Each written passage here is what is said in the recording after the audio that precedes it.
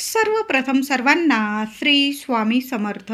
स्वामी महाराजांच्या कृपेने तुमच्या सर्व चांगल्या इच्छा पूर्ण होत ही स्वामींचरणी प्रार्थना करते आणि आजच्या व्हिडिओला सुरुवात करते. 17 ऑक्टोबर 2025 शुक्रवार दिवशी वसू बारस आणि रमा एकादशी एकत्र आल्याने अगदी सुवर्ण दिवस आहे, सोन्यासारखा दिवस आहे. लक्ष्मी नारायणांची सेवा पूजा करण्यासाठी आणि गोमातेची सेवा पूजा करण्यासाठी अतिशय शुभ दिवस आहे. दिवाळीचा पहिला दिवा याच दिवसापासून आपल्या अंगणी लागत असतो. आपल्या देवघरात पहिला दिवा दिवाळीचा याच दिवसापासून लागत असतो. समुद्र मंथनातून ज्या 5 कामधेनू प्राप्त झाल्या होत्या त्या 5 प्रकारच्या गायींमध्ये एक गाय होती नंदा, तिचं नाव. या नंदा गोमातेची प्रतिकात्मक पूजा याच वसू बारशाला केली जाते. आपल्या कामना पूर्ण होण्यासाठी, आपल्या मुलाबाळांच्या सुख समृद्धी, कल्याण, समाधानासाठी, प्रगती आणि आरोग्यासाठी या गोमातेची या दिवशी पूजा आणि सेवा करण्याची आपली जुनी परंपरा आहे. आता तुमच्याकडं गाय वासरू नसेल तुमच्याकडं तर त्यांची प्रतिमा मूर्ती नसेल तुमच्याकडं तर एका पाटावर तांदळाने सुद्धा तुम्ही गाय वासराची प्रतिमा काढून त्याची पूजा करू शकता. आणि तुमच्या घरात दारात जर खरं गाय आणि वासरू असेल, सोन्याहून पिवळं ज्यांचे घरी गाय तेथे विठ्ठलाचे पाय असं म्हटलेलंच आहे. त्या गोमातेची वासराची छान अशी रोजच सेवा करावी. पण या वसू बारशेला छान अशी गायीच्या पायाची दूध टाकून अभिषेक करून पूजा करावी. या दिवशी खूप सुंदर अनुभव येतात. याच दिवसापासून दिवाळीला सुरुवात होत असते. तर या दिवशी महिलांनो आठवणीने लवकर उठायचं आहे आणि आठवणीने आंघोळीनंतर घरात गोमूत्र जरूर शिंपडायचं आहे. तुमचं घर जर अगदी गावात असेल, अंगण असेल तर तुमच्याकडं गाईचं शेण वगैरे असेल तर छान असा पाण्यात शेण टाकून त्याचं सारवून घेतलं तुम्ही किंवा सडा टाकला शेणाचा, खूप सुंदर अनुभव येतात. यामुळे अलक्ष्मीचा नाश होतो आणि आपल्या घरात अखंड लक्ष्मी नांदते. म्हणून हा उपाय, ही सेवा जरूर करा. काही स्त्रिया मुलबाळ होण्यासाठी, आपल्या मुलांच्या सुखासाठी, प्रगतीसाठी, ज्या महिलांना दादांना मुलबाळ होत नाही, काही अडीअडचणी येतात, त्यांनी या दिवशी उपवास करून गोमातेची सेवा जरूर करावी. विठ्ठल रुक्मिणीची सेवा करावी. तुमचं घर लवकरात लवकर 1 वर्षाच्या आत गोकुळ होणारच आहे. अशा हेतूने आणि मनात श्रद्धा ठेवून जर जी व्यक्ती या दिवशी गोमातेची सेवा करते त्या व्यक्तीची सर्व इच्छा जरूर विठ्ठल रुक्मिणी जरूर पूर्ण करतात. साक्षात माता लक्ष्मी त्यांच्या घरात वास करत असते. म्हणून या दिवशी उपवास देखील करत असतात. ज्यांना उपवास करायचा, तुम्ही प्रथेनुसार परंपरेनुसार या दिवशी उपवास करतात तर नक्की करा. तो उपवास दिवसभर करायचा आहे. संध्याकाळी बाजरीची किंवा ज्वारीची भाकरी करायची, करडईची भाजी किंवा गवारीची भाजी खाऊन आधी देवांना नैवेद्य दाखवावा आणि मग ती भाजी भाकर खाऊन हा उपवास सोडला जातो. या दिवशी मूग किंवा गव्हाचे पदार्थ उपवास करणाऱ्या व्यक्तीने, ज्या स्त्रिया उपवास करतात त्या स्त्रियांनी मूग आणि गहू अजिबात आहारात घेऊ नका उपवास सोडताना, तर अजिबात नाही. म्हणून या दिवशी गहू आणि मूग अजिबात खाऊ नये. ज्यांचा उपवास आहे या दिवशी मुलाबाळांसाठी स्त्रिया उपवास करतात त्यांनी तर अजिबात चुकून सुद्धा मूग आणि गहू अजिबात आहारात घेऊ नये. त्यांनी बाजरीची भाकरी, ज्वारीची भाकरी, करडईची भाजी, गवारीची भाजी, एखादा गोडाचा पदार्थ तुम्ही यावर उपवास सोडू शकता. या दिवशी समस्त गायींना म्हशींना ओवाळून पूजा केली जाते. म्हणूनच म्हटलं आहे, दिन दिवाळी गाई म्हशी ओवाळी. वसू म्हणजे प्रकाश, सूर्य, वसू म्हणजे गाय, सू म्हणजे लक्ष्मी, वसू म्हणजे धनधान्य, वसू म्हणजे प्रत्येक माता भगिनी. गाई गुरांबद्दल कृतज्ञता व्यक्त करण्याचाच हा दिवस असतो. आपण अश्विन कृष्ण द्वादशीलाच याच दिवशी वसू बारस गोद्वादशी या नावाने म्हणून सुद्धा ओळखला जातो हा दिवस. आणि हा दिवस आपण वसू बारस म्हणून सुद्धा साजरा करत असतो. दिवाळीचा पहिला दिवा याच दिवसापासून आपल्या घरात, प्रत्येकाच्या घरात अंगणात लागतो. आपल्या घरात दिवाळीच्या शुभ पर्वावर लक्ष्मी मातेचे आगमन व्हावे ह्या हेतूने वसू बारसेचे पूजन केले जाते आणि आपल्या लेकरा बाळांना कायम एक रक्षण कवच मिळावं, त्यांची दिवस रात्र प्रगती व्हावी. ज्यांना संतान प्राप्ती हवी आहे त्यांनी सुद्धा हा दिवस अगदी आनंदाने साजरा करावा. या दिवसापासूनच अभ्यंग स्नानाला खरी सुरुवात होते. दिवाळीचं अभ्यंग स्नान याच दिवसापासून सुरू होत असतं. मुलांना आंघोळ घालते आई, म्हणजे उटणं वगैरे लावून याच दिवसापासून काही घरांमध्ये उटणं लावून अभ्यंग स्नान लेकरा बाळांना घातलं जातं आणि वसुबारसेचा दिवस अगदी आनंदाने गोमातेची सेवा करून आनंदाने साजरा केला जातो. तर या दिवशी म्हणजे या वर्षी वसुबारशाला बऱ्याच वर्षी रमा एकादशी आणि वसुबारस हे एकाच दिवशी येत असतं. तर या वर्षी सुद्धा 17 ऑक्टोबर 2025 शुक्रवार दिवशी रमा एकादशी आणि वसुबारस एकत्र आल्याने महिला, दादा आणि लहान लेकरं सर्वांनी आंघोळीच्या पाण्यात चिमूटभर हळद टाकायची आहे.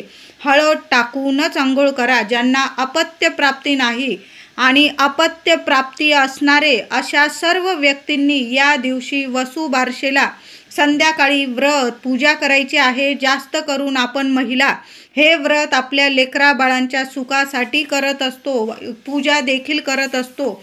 तुम्ही आधी कधीच पूजा केली नसेल आणि या वर्षी तुम्ही गाय वासराची सेवा करत आहात, पूजा करत आहात, खूप सोन्यासारखा अनुभव येईल. महिलांनो, गाय वासराची मूर्ती नसेल तर या दिवशी घेऊन यायची आहे आणि आपल्या देवघरात स्थापन करायचे आहे आणि दरवर्षी त्या मूर्तीची छान अशी पूजा करा. रोजच मूर्तीची पूजा करा, पण वसुबारसेला गोमातेला गाईच्या दुधाने अभिषेक घालून छान अशी पूजा करायची आहे.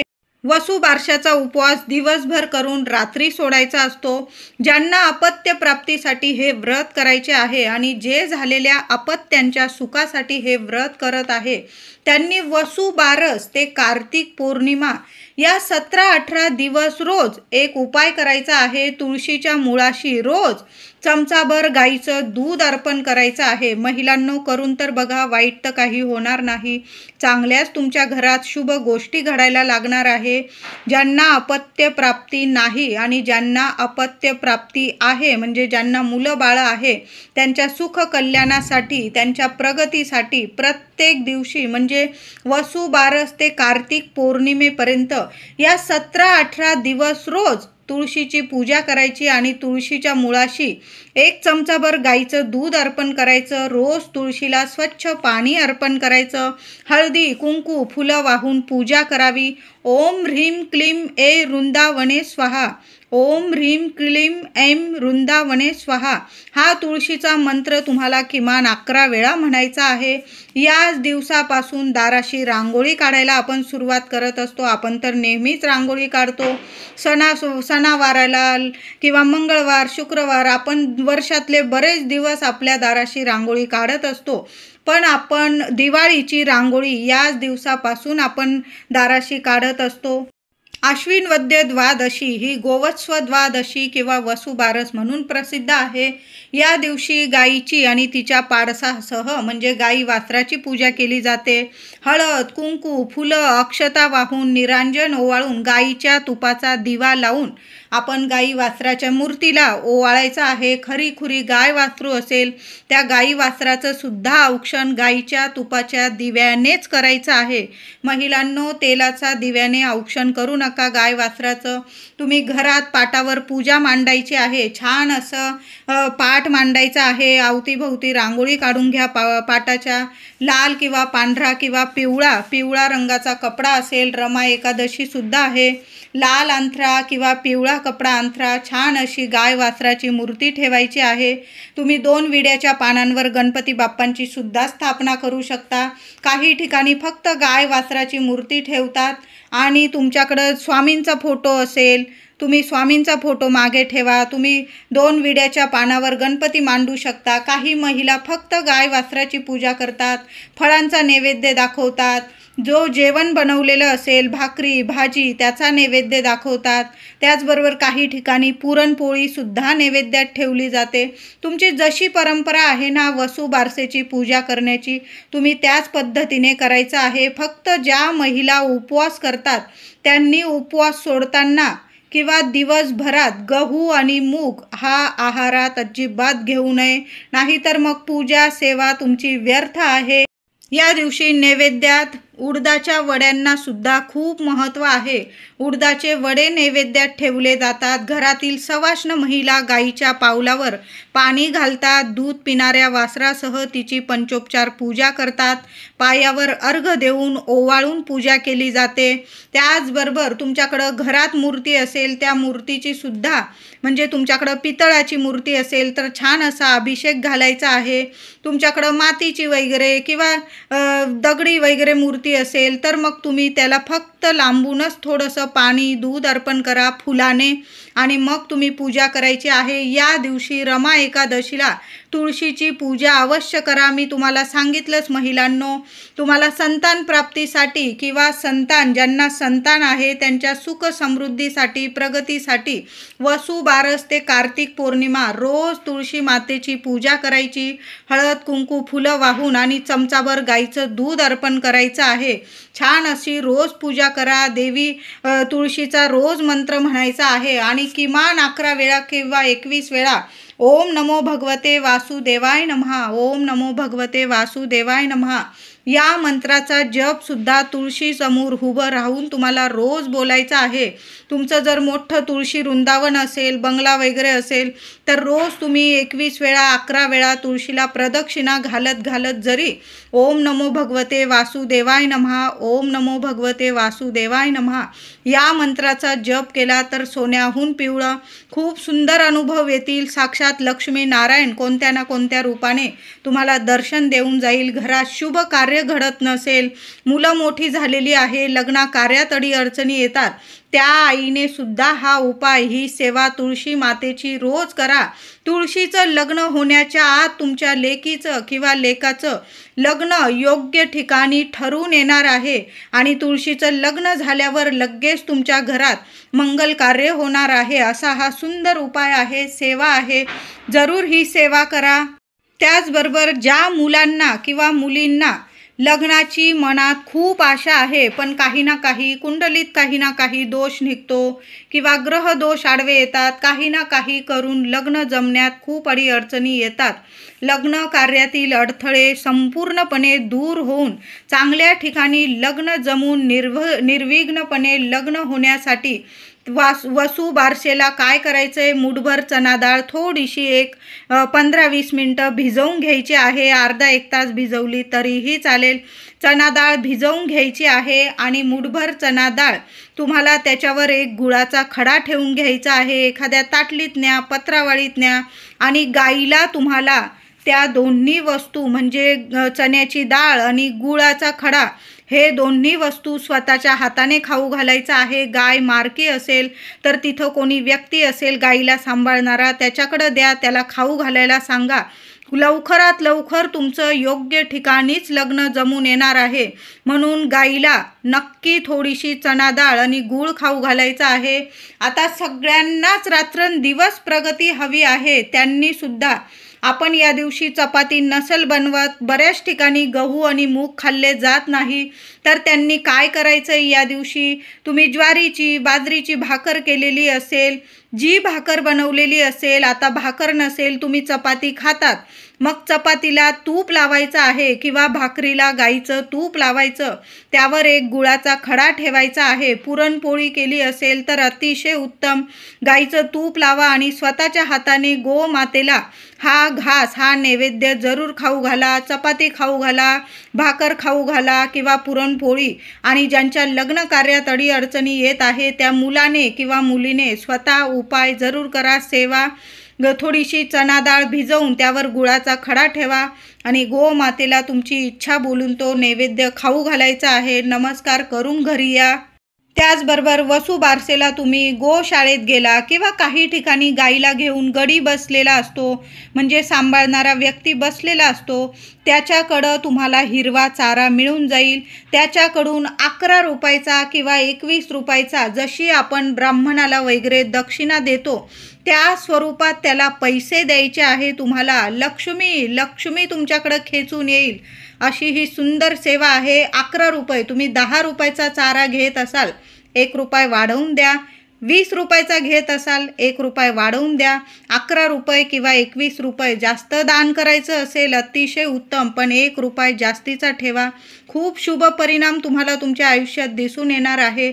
11 रुपयाचा, 21 रुपयाचा किंवा जास्तीत जास्त रुपयाचा हिरवा चारा गाईला खाऊ घालायचा आहे. तुम्हाला हिरव्या चाऱ्याची पेंडी मिळून जाईल, सहज मिळून जाईल. सकाळी खाऊ घाला, संध्याकाळी खाऊ घाला, नियम नाही, पण हिरवा चारा 11 रुपयाचा, 21 रुपयाचा खाऊ घालायचा आहे. यामुळे 7 जन्मांचं पुण्य आपल्याला मिळतं आणि घरातून 7 जन्मांची गरिबी, दारिद्र्य निघून जातं. महिलांनो, दादांनो, सेवा नक्की करा. घरातून नसेल नेलेली चपाती किंवा नसेल नेलेलं काही तुम्ही अन्न गाईसाठी, तर तिथं हिरवा चारा तुम्हाला मिळून जाईल.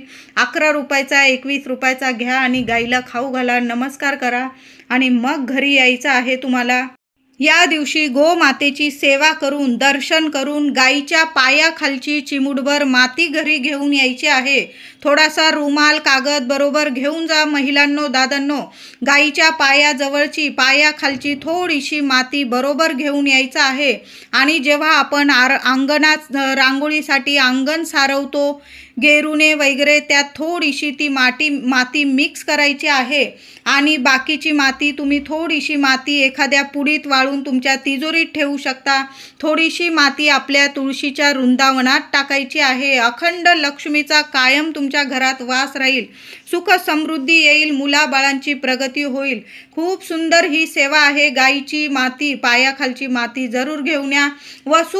वसुबारसेची पूजा आपण संध्याकाळीच करत असतो, तर संध्याकाळी 6 वाजेपासून 6-6:30 वाजेपासून तुम्ही पूजेला सुरुवात करू शकता. ते संध्याकाळी 7:30, थोडा उशीर झाला माझ्या महिलांना, तर 8 वाजेच्या आत आपल्या घरात वसुबारसेची म्हणजे गोमाता तिच्या बछड्यासह तुमच्याकडं मूर्ती असेल, छान अशी पूजा करायची आहे.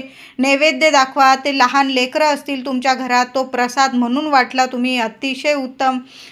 वसुबारसेला पंचगव्याला खूप महत्त्व आहे. पंचगव्य म्हणजे गाईपासून मिळणाऱ्या 5 वस्तू, त्यात गाईचे दूध, तूप, दही, शेण, गोमूत्र. पंचगव्याने या दिवशी आंघोळसुद्धा करतात. मी तुम्हाला सांगितलं की वसुबारस आणि रमा एकादशीच्या दिवशी हळद टाकून आंघोळ करा. त्याचबरोबर या वस्तूसुद्धा तुम्ही आंघोळीच्या पाण्यात जरूर टाका. तुम्हाला जर टाकायच्या असतील आणि नसेल टाकायचं, थोडंसं गोमूत्र टाका आणि हळद टाकून आंघोळ करा. तुम्ही लहान लेकरांना आंघोळ घालतात तर दूध, दही, तूप, शेण नसेल थोडंसं गोमूत्र पाण्यात टाका, चिमूटभर हळद टाका. पंचगव्याने अभ्यंग स्नान केल्याचं आपल्याला पुण्य फळ मिळणार आहे. यामुळे लक्ष्मी आपल्याकडे आकर्षित होते आणि आपल्याला प्रत्येक कामात यश, प्रगती मिळवून देत असते आणि आपली दिवाळी सोन्यासारखी बनवून टाकते देवी लक्ष्मी. म्हणून पंचगव्याने आंघोळ करणं या दिवशी खूप महत्त्वाचं आहे. त्याचबरोबर महिलांनो, गोमूत्र दारात जरूर शिंपडून द्या, संपूर्ण घरात शिंपडा. या दिवशी रमा एकादशी आहे. आठवणीने उंबरठ्यावर हळद आणि गोमूत्राचं लेपन जरूर करा. खूप सोनेरी अनुभव येतील. व्हिडिओ आवडला असेल तुम्हाला, लाईक करा, शेअर करा, चॅनलला कृपया सबस्क्राईब करा. धन्यवाद.